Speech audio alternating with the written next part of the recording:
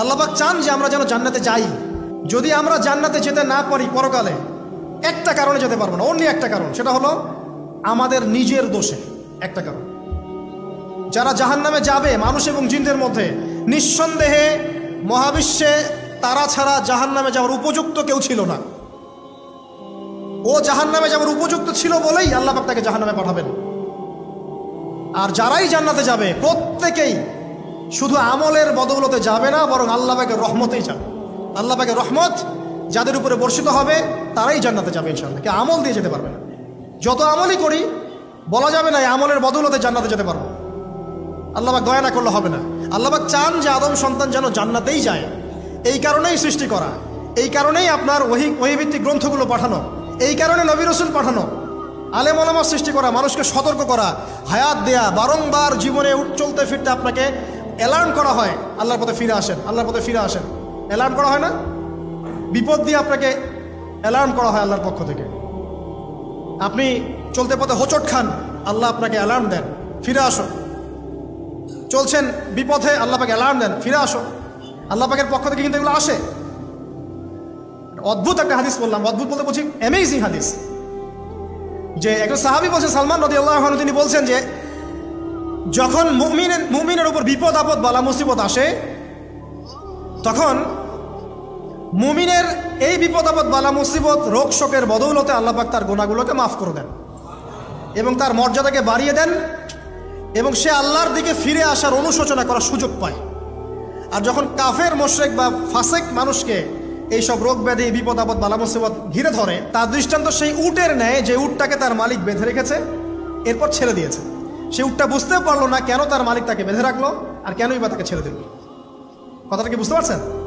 যারা আল্লাহ দ্রোহী, তাদের উপর যখন বিপদ আপদ বালা মুসিবত আসতে থাকে, তারা বুঝে না যে কি জন্য আসলো আর কেন চলে গেল। কিন্তু মুমিন ব্যক্তি যারা মুসলিম, আল্লাহর অনুগত, তাদের বিষয়টা হচ্ছে এমন, বিপদ আপদ বালা মুসিবত রোগ ব্যাধি তাদেরকে আল্লাহর দিকে ফিরিয়ে নিয়ে আসবে ইনশাআল্লাহ।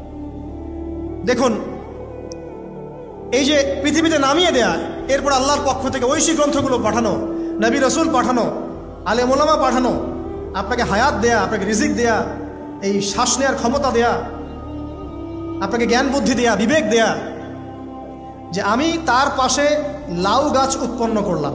কোন গাছ? খেতে পারেন, এর শাক এবং এই যে ফল, এটার মধ্যে নিঃসন্দেহে এমন এমন কিছু উপাদান আছে যেটা হয়তো আমরা জানিও না, আবিষ্কার করা হয়নি। তিনি সুস্থ হয়ে গেলেন আলহামদুলিল্লাহ। আমরা তো শিখেছি সমাজবিজ্ঞান বইগুলোতে যে আমাদের পূর্বপুরুষরা নাকি গুহায় থাকতো আর গাছের ছাল পাতা খেয়ে থাকতো, তাই না? লতা পাতা খেয়ে থাকতো, গাছের ছাল পাতা খেয়ে থাকতো, পোশাক পরতো আর কি। বোগাস, ডাহা, মিথ্যা কথা। আল্লাহ রাব্বুল আলামিন সূরা বাকারা এবং সূরা আরাফ পড়ে দেখেন, আল্লাহ পাক বলছেন যে আদম আলাইহিস সালামকে আল্লাহ পাক সমস্ত নাম জ্ঞান শিক্ষা দিয়েছেন। মহাবিশ্বের যে প্রয়োজনীয় জ্ঞানগুলো আছে সেগুলো আল্লাহ পাক আদমকে শিখিয়েছেন আলাইহিস সালাম। ওয়াল্লামা আদামাল আসমাআ কুল্লাহা, আল্লাহ পাক আদমকে সমস্ত নাম শিক্ষা দিয়েছেন। আমাদের পিতা মাতারা মূর্খ ছিলেন না, তারা সৃষ্টি থেকেই জ্ঞানী ছিলেন। আদম আলাইহিস সালামের পারমাণবিক বোম বানানোর কোনো প্রয়োজন ছিল না। ছিল? বানান নাই। আপনার মধ্যে এই জ্ঞানটা আসছে কিভাবে? বাই ডিএনএ আপনি জ্ঞান পাচ্ছেন, কারণ আমরা আদম সন্তান।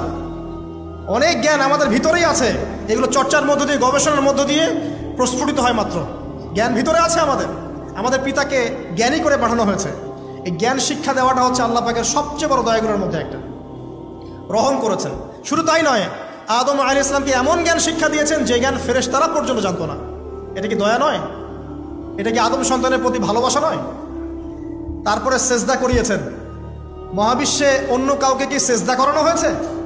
কোরআনে কি এমন কোনো দলিল আছে যে আদম আলাইহিস সালাম ছাড়া অন্য কাউকে সব ফেরেশতারা সেজদা করেছেন? আছে? তাহলে এই যে সম্মান দেয় আল্লাহর পক্ষ থেকে, সম্মান কিসের ভিত্তিতে? সম্মান শারীরিক ক্ষমতার ভিত্তিতে? সম্মানটা কি কারণে? জ্ঞানের কারণে, ইলমের কারণে, জ্ঞানের কারণে সম্মান। এই সম্মান দেওয়াটা কি আল্লাহ পাকের রহমত এবং দয়ার নিদর্শন নয়? অতএব সম্মান পেতে হলে, আল্লাহর রহমত পেতে হলে সেই জ্ঞানের চর্চায় আবার ফিরে আসতে হবে। আপনি যদি আজও সেই ওহির জ্ঞানের চর্চা করেন, আল্লাহ পাক এই পৃথিবীবাসীর বুকের মধ্যে আপনার জন্য সম্মান পয়দা করে দিবেন ইনশাআল্লাহ। দেখেন কোথায় যাবেন, যে কোনো জায়গায় যান। নবী ঈসা আলাইহিস সালামকে চতুর্দিক থেকে আক্রমণ করছে ইহুদিরা। আল্লাহ রাব্বুল আলামিন তাকে এমন হেফাজত করলেন, তার কাছে তাকে উঠিয়ে নিলেন। এটা কি দয়ার পরিচয় নয়? এই যে একটু আগে তেলাওয়াত করলো শুরুর আগে নবী মুসা আলাইহিস সালামের ঘটনা, বনু ইসরাইল একটার পর একটা অবাধ্যতা করেই গেছে। আল্লাহ পাক তারপরেও তাদের কাছে নবী পাঠিয়েছেন, নবী মুসাকে পাঠিয়েছেন। ফেরাউনের মতো জালেম শাসকের হাত থেকে বনু ইসরাইলকে আল্লাহ পাক উদ্ধার করেছেন। এটা কি দয়ার পরিচয় নয়? নবী মুসা আলাইহিস সালাম গাছের নিচে বসে আছেন, খাবার নাই, বাসস্থান নাই, কিচ্ছু নাই, বরং তার গায়ে একটা অপবাদ দেওয়া হয়েছে যে তিনি নাকি একজন মানুষকে খুন করেছেন, অথচ তার ইন্টেনশন সেটা ছিল না। তিনি একটা ঘুষি দিয়েছেন লড়াই থামানোর জন্য, ওই এক ঘুষিতেই সেই ব্যক্তি ডেড। এবার তিনি গাছের নিচে বসে দোয়া করছেন, রব্বি ইন্নী লিমা আনজালতা ইলাইয়া মিন খাইরিন ফাকির। আল্লাহ, আমি নিঃস্ব অসহায় হয়ে এখানে বসে আছি, তুমি আমার উপর তোমার যে রহমত পাঠাবে আমি তার ভিখারি হয়ে বসে আছি। দোয়া করার সাথে সাথেই ওই শুআয়ব আলাইহিস সালামের মেয়ে হেঁটে হেঁটে চলে আসলো। তিনি স্ত্রী পেলেন, তিনি শ্বশুর পেলেন, একজন নবী পরিবার পেলেন, বাসস্থান পেলেন, চাকরি পর্যন্ত পেলেন। 8 বছর তিনি রাখালি করেছেন শুআয়ব আলাইহিস সালামের ফার্মের মধ্যে। দয়া মুহূর্তেই চলে আসবে, শুধু আল্লাহর দিকে অভিমুখী হলেই হয়, এগুলো দয়া।